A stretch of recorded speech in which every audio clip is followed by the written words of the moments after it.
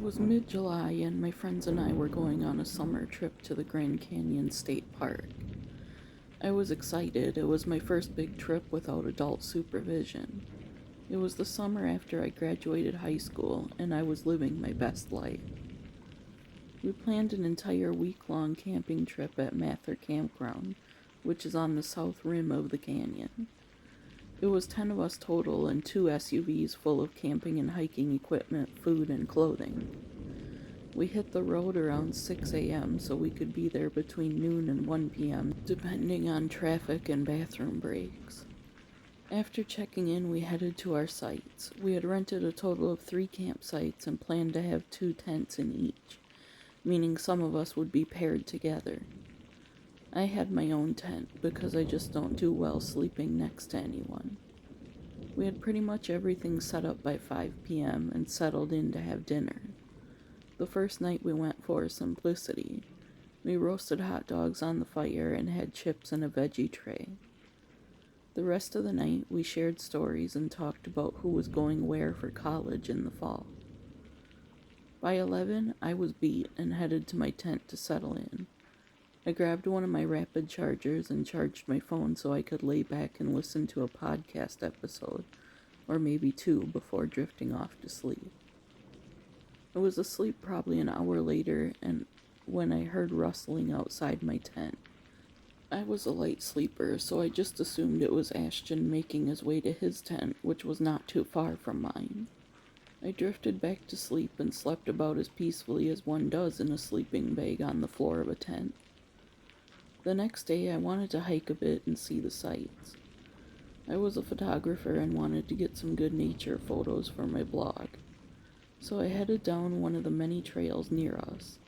As I was walking, I heard someone coming up behind me rather quickly, so I swerved to the left to let them go ahead of me, because I was meandering around taking pictures and enjoying the sights. A few seconds passed and no one appeared, so I turned around, but no one was there. Figuring it must have been an animal, I went about my hike. I came across a small pond, I guess you would call it, with a tree lying in the middle of it. It was a great photo opportunity, so I stopped to take a few. It was so quiet and serene. Suddenly, I heard someone cry out as if they were injured, so I yelled out, "Hello, where are you?" I scanned the area and didn't see anyone there, so I walked around for a few minutes searching.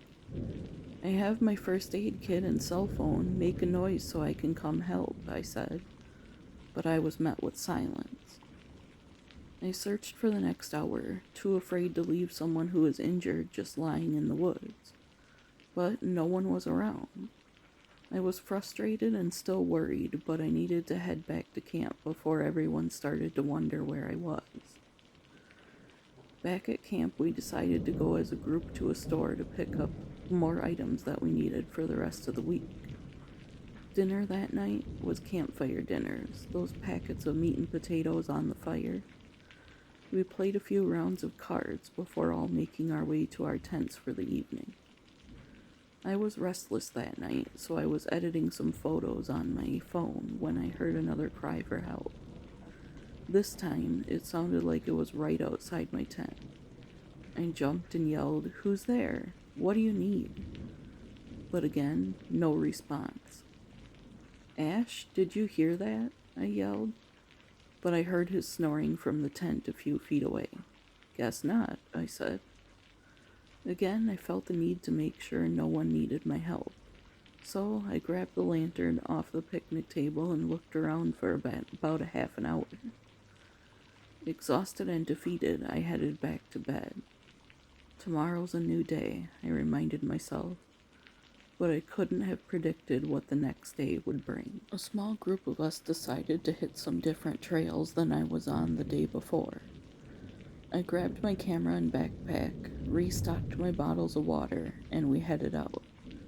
About a quarter of a mile down the trail, there was this beautiful opening with the perfect scenery for some still shots. I told the others I would catch up with them in a few and started snapping some pictures. Out of the corner of my eye, off to the left, I saw someone slowly walking towards me. I turned and jumped a few inches back, because the figure coming towards me, which appeared to be a male, was walking straight at me, but looking straight through me as if I wasn't there. He was getting closer and closer, and I said, "Sir, can I help you? Do you need anything?" Frightened, I tried sounding as unbothered as possible, but he didn't say anything back. He just kept walking towards me, slower than normal. I heard one of my friends call for me from the opposite direction, so for a split second I turned my head and yelled, "Be there in a second," so this guy would know I have friends close by. When I turned back towards him, there was no one there. He couldn't have gone out of my eyesight in the split second my attention was elsewhere. I scanned my surroundings, and he was gone. He just disappeared. I was scared enough at this point to run and catch up with my group. I didn't tell them what was happening because I didn't want them to think I was crazy. Later that night, I was editing photos, and there he was, in the background of one of my pictures. But while I was taking those pictures, no one was in my line of sight.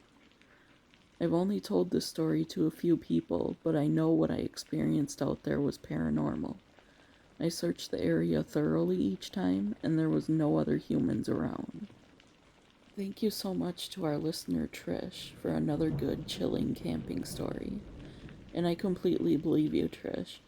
There are so many deaths around the Grand Canyon. Perhaps you were seeing and hearing the spirit of an injured hiker who didn't make it out of those woods. Well, friends, if you have ever experienced something similar while camping, send your story to the address in the description below. I'd love to share it in an upcoming video. Please give the video a like if you've made it this far. And with that, see you tomorrow, friends.